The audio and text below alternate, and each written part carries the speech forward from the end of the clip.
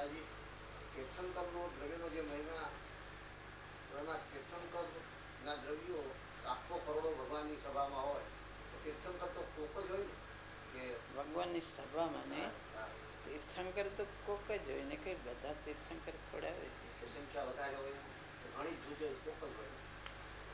તીર્થંકર ભગવાન તો થોડા હોય, કઈ જ્યાદા થોડા. તીર્થંકર ભગવાન આપણે બીજા જે સભાજનો હોય લાખો કરોડો તીર્થંકર થવાવાળા તો કોક જ હોય ને. ભવિષ્ય તીર્થંકર થનારા થોડા હોય.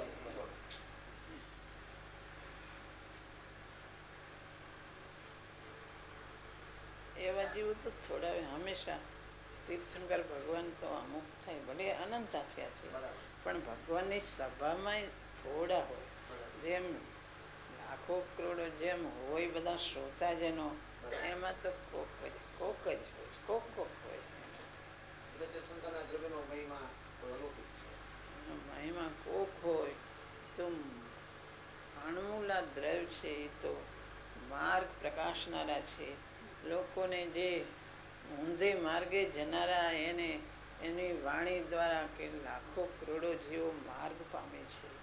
તો સર્વોત્કૃષ્ટ જીવ જ્યારે તીર્થંકર થાય, જગતમાં સર્વોત્કૃષ્ટ હોય તો તીર્થંકર ભગવાન જ છે.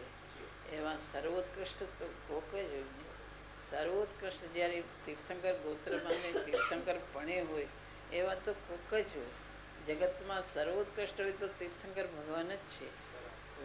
ઇન્દ્ર પણ પોતાની દેવલોક છોડીને અહીંયા ભગવાનના ચરણોમાં નમે છે કે અમને આ પૂનની મહિમા નથી, પણ આ ભગવાન તમારી મહિમા છે. એને તો પૂને સુના લાગે છે. ભગવાન તો પૂર્ણ ને પવિત્રતા બધામાં સર્વોત્કૃષ્ટ છે.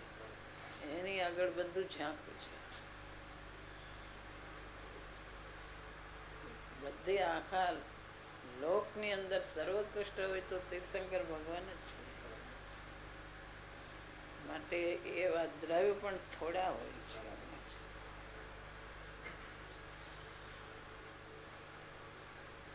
એમની વાણી જુદી હોય છે. એ બધું માર્ગ પ્રકાશનારા હોય છે. એમની વાણી એવી હોય, જે વાણી સાંભળતા કેટલા જીવોનો માર્ગ પામી જાય. એમના અતિશયો જુદા હોય છે. એમના દર્શન માત્રથી જીવોને ભાવ પલટાઈ જાય છે. ગૌતમ સ્વામી માનસંગ દેખ્યો ત્યાં એનું માન ગળી જાય છે એકદમ. એટલી અતિશયતા એમની ચારે બાજુ પથરાયેલી હોય છે. એ માનસમનું કારણ નથી, પણ ભગવાનનું કારણ છે. ભગવાનનો અતિશય ચારે પર ફેલાઈ ગયો છે. એટલા પાત્ર હતા એટલે એકદમ માન ગળી ગયું. માનસમ આ માનસમ ભાવો તો એ ભગવાન કેવા હશે. અહીંયા માન જ ગળી ગયું.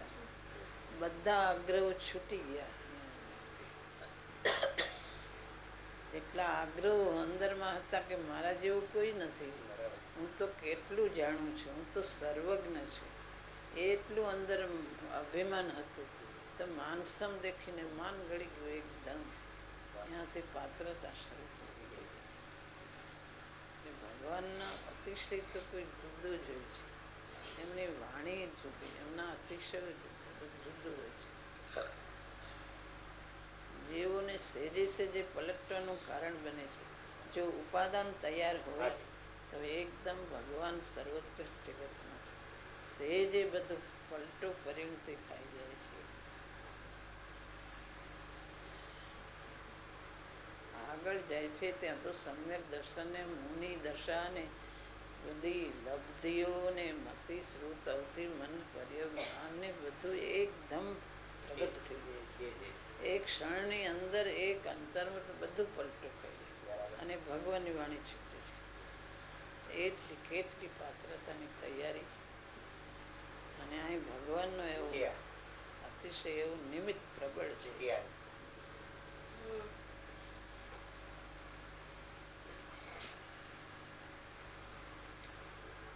અત્યારે ગુરુદેવ ભરત ક્ષેત્રમાં જન્મ, એમના જેવો અત્યારે કોઈ નમૂનો ક્યાંય દેખવાનું નથી. એમની વાણી જુદી, એમ બધું જુદું.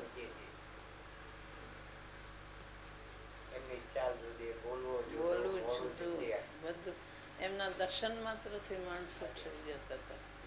દર્શન કરે ત્યાં જ આ કોઈ જુદા પુરુષ છે.